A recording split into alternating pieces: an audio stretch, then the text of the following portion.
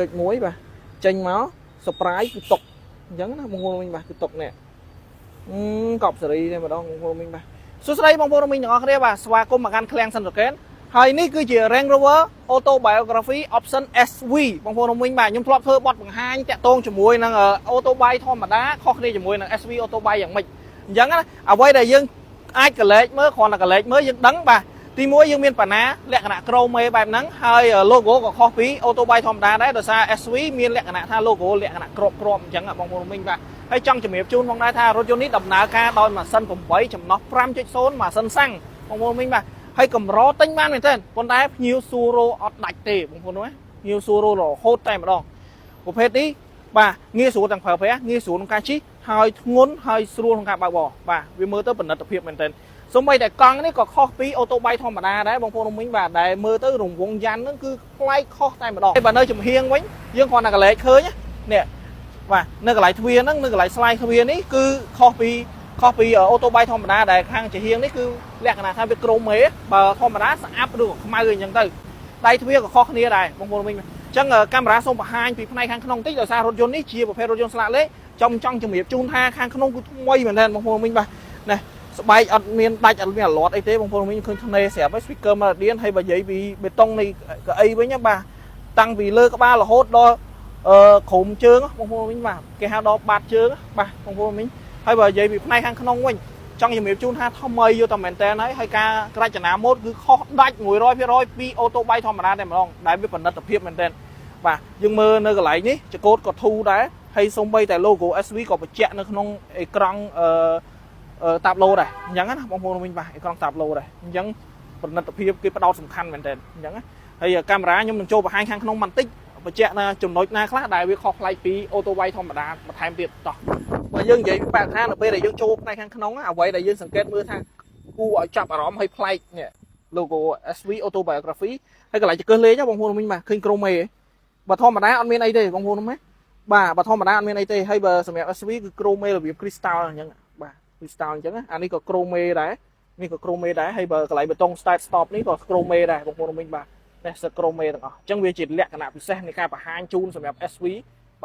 បាទទំនើបយកទៅមែនតែឥឡូវយើងទៅមើលផ្នែកខាងក្រោយថាតើ SV ផ្នែកខាងក្រោយវាមានលក្ខណៈពិសេសយ៉ាងណាដែរ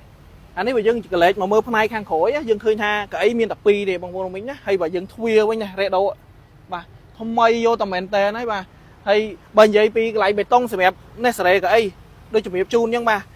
ខាងមុខក៏មិនខាងមុខមិនខាងក្រោយគឺអញ្ចឹងបាទសេរីតាំងពីក្បាលរហូតដល់បាតជើងបងប្អូនមិញបាទទំនើបមែនតើខ្ញុំចូលទៅអង្គុយផ្នែកខាងក្នុងបាទផ្នែកខាងក្នុងគឺថាយើងកលែកមកគឺថាស្រួលអង្គុយទុនមែនតើពូកហើយកៅអីម៉ាសាដូចជំរាបជូនអញ្ចឹងមានទាំង4កៅអីហ្មងមិនមែនមានតែ2មុខទេបាទសម្រាប់ SV គឺលក្ខណៈពិសេសគឺអែមអញ្ចឹងហើយនេះអានេះឃើញបិទចិត្តមិនមែនអត់មានអីណាបាទគឺជាទូទឹកកកបាទទូទឹកកកយើងមានបេតុងមួយយើងបើកមកទូទឹកកកអញ្ចឹងណាហើយចំណុចពិសេសមួយទៀតដែល SV ដែលខ្ញុំស្រឡាញ់សម្រាប់ SV បាទអីក៏អូតូដែរនេះចុចមួយបាទ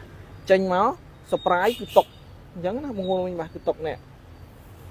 កប់សេរីនេះម្ដងបងប្អូនមិញបាទហើយតុកនេះមើលឃើញស្រាប់ហើយស្គុតអត់តាន់បកនេះអញ្ចឹងស្គុតអត់តាន់បកណាស្គុតរោងចក្រតែម្ដងអញ្ចឹងសម្រាប់បងប្អូនតម្រូវការចង់បានបាទមកមើលទៅអត់ខកបំណងទេឡានមិនងាយរោបានទេប្រភេទចេះហើយតុកនេះបលូតលឹបចេញលឹបចូលបលូតអីបានមកឆ្ងាញ់តែម្ដងហើយតម្លាក់ចុះវិញយើងចង់តម្លាក់វិញបាទក៏អូតូដែរអញ្ចឹងចុចតែបេតុងមួយមកអូតូបងស្អីក៏អូតូដែរបងប្អូនមិញបាទឲ្យវាចុះសិនទៅចាំយើងបង្ហាញទៀតបងប្អូនមិញឃើញទេបាទហើយចំណុចមួយទៀតនេះអានេះក៏អូតូដែរយើងចុចមួយមកឃើញសិតអូតូរុនបរិយណាប៉ុន្តែមើលក្រុមអីគេលំអិតហ្មងគេធ្វើចេញមកគេលំអិតហ្មងយើងមាននាឡិកាហ្នឹងណា brand Zenith ផងដែរអញ្ចឹងណាអានេះក៏ក្រុមអីដែរលយមែនទេកៅអីក្តៅត្រជាក់មាននៅលើនេះទាំងអស់អញ្ចឹងតម្លាក់ចុះមកកងដៃមកឆ្ងាញ់អញ្ចឹងណាអាកន្លែងនេះអត់ទាន់បកស្គុតផងនេះអត់ទាន់បកស្គុតផងចុចមួយមានតេឡេមានអីអញ្ចឹងទៅសម្រាប់ដាក់កំប៉ុងទឹកដាក់អីទៀតហើយឃើញស្រាប់ហើយពូកស្បែកពូកគឺខុសប្លែកពីអូតូបៃធម្មតាតែម្ដងហើយស្រួលក្នុងការអង្គុយទុនល្មើយហ្មងបងប្អូនមិញបាទកន្លែងនេះមានកន្លែងដាក់អវ៉ាន់ទៀតនេះដាក់អវ៉ាន់ដាក់អីមកឆ្ងាញ់ទៀតបន្ថែមទៀត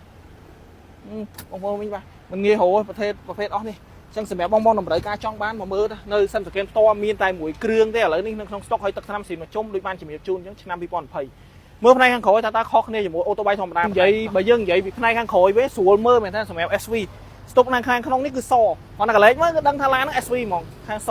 đại ô tô bay thom mà đá có hòm một mùa mình nhá là anh nó dừng choán nó khinh có hòm với phần đá dừng mưa lại cái này dừng khinh xó với sạch chẳng á hay đôi chụp nghiệp chu những logo so bắc kia ní cứ khó hay cái mình phải che SV auto bay thom auto biography phòng này SV auto biography phòng này và dân vậy vì SV ní cứ special vehicle operation dân vì này thao việc bữa anh muốn ở việc lơ phí auto bay thom mà đá dừng cái nào một mùa mình chẳng mà dân khinh trong việc lẹ cái nào việc fly copy auto bay thom mà đá để tour với để dân khinh trung tây tam lời dừng cái này chẳng sẽ mẹ bom là miền Nam Đại ca trong ban mà chơi nhiều mới bán và chạy lang quanh mà ní cứ chỉ cho nam people là thấy Range Rover SV Autobiography và tour với hơi miền tại buôn cái tế mà sân sáng cùng với một sân chấm nó 5.0 và lan sạ lên sàn bên trên tận địa chun tất năm xin mà chung này mà đó con chán thì mình liền